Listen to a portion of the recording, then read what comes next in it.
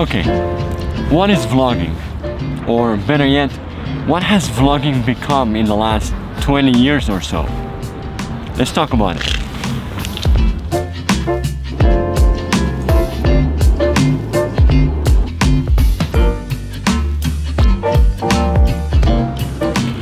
So, in case you didn't know, the word vlog stands for video log.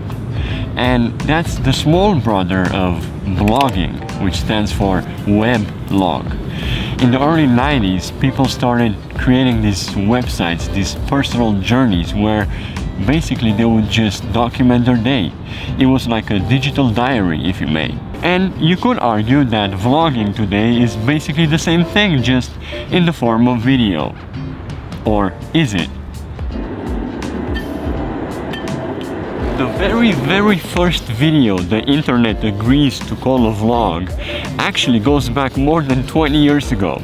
It's a 15-second video of a guy sneaking a cat into an apartment building because I guess his landlord didn't allow pets. The guy's name is Adam Kontras, and he's actually posting to this day. When you think of vlogging today, you obviously think of YouTube. But this first vlog of the internet was not posted here, but on his personal blog. So today we look at Adam as the first vlogger of the internet. But it wasn't until in his post-college travel videos, this guy by the name of Luke Bauman used the term vlog for the first time ever. And so it began. So in the next upcoming years, people started vlogging. You see, depending on how old you are, you might remember YouTube started at the end of 2005. So from the moment YouTube launched up until 2010 more or less, that's when this new vlogging, this new way of filming and editing became a real thing.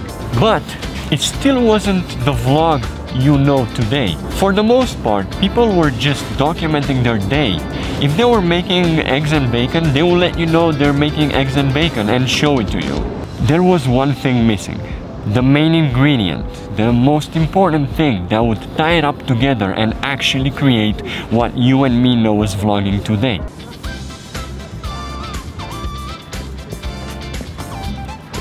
Casey.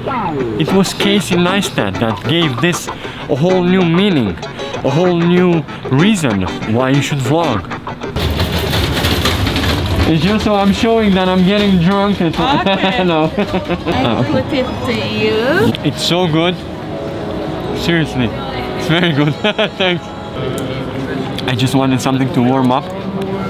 Maybe some hot wine or a bit something stronger, even though it's the middle of the day. She recommended punch with rum. Amazing. Where were we? Yeah, so it was Casey Neistat who pioneered this new way of vlogging. So I got a ticket for not riding in the bike lane, but often there are obstructions that keep you from properly riding in the bike lane. No matter the topic, I remember I would click right away when I saw that Casey Neistat published a video. And why is that? It's because he managed to get us all hooked on this new way of telling stories in his daily life. I'm not sure if to this day anybody else managed to break Casey's record for daily vlogging, but he managed to publish over 530 vlogs. He would use his storytelling and editing skills to get you on his journey of the day. And a lot of people to this day can't understand how Casey managed to do it for so long. How did he have time to do this day by day for over 500 days? Well, the most important thing is obviously to be disciplined and have some sort of schedule when you're doing this. But don't be fooled. Casey would not film his whole day and show it to you. He would film only key elements of what he wanted you to see. Even though you saw him talking in the morning and maybe his vlog ended with a night time-lapse, that doesn't mean all day long he was with the camera in his hand. And I think this is one of the things that scares people off from doing this kind of things. So as long as you know what you're doing and when you do it, this shouldn't be so hard to do. Now, I'm not saying you should start a daily vlog channel, but I dare you to make a couple of your own.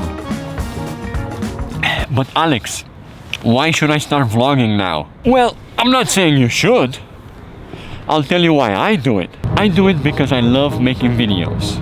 I do it because I love watching back on all of these videos, and I would love if my kids could actually watch these videos in about 10 or even 20 years later, just to see how cool their dad was. What I really wanted to emphasize here is that vlogging has changed a lot in the last 20 years. Being a YouTuber has changed a lot in the last 10 years. So vlogging is here to stay, whether you like it or not.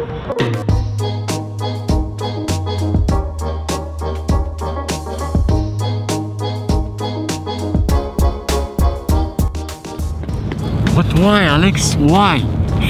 Why is vlogging here to stay? Because people fall in love with the individual. That's why we keep watching everybody on YouTube all the time. Yes, of course, a lot of times you want to learn something or you're interested in what the person has to say. But trust me, if you're following someone on YouTube for a long time, you're following them because of their personality. Think about it. There must be at least one person on YouTube that you watch consistently because you might want to be friends with them. However, it takes a long time to gather this kind of audience on YouTube because the platform doesn't know who to recommend your videos to. I'm sure that within the first minute, a lot of the people that started this video also stopped it. And listen, vlogging is not the only thing I want to do on this channel. But if you want to come along whenever I travel or whenever I take you on a client shoot, that's awesome. One thing's for sure though. I'm excited to see what vlogging turns within the next 5 to 10 years because technology keeps moving and so will this kind of format as well. Think about it. People started vlogging with their phones in the beginning. So yeah, maybe in about 10 years we're all gonna be wearing glasses and we're just gonna vlog like that. I'm curious to hear how you see vlogging within the next 5 to 10 years. So if you want to, drop a comment and let me know. Did you like today's little history lesson? Do you want to see me again? Like this video and subscribe. See you next time.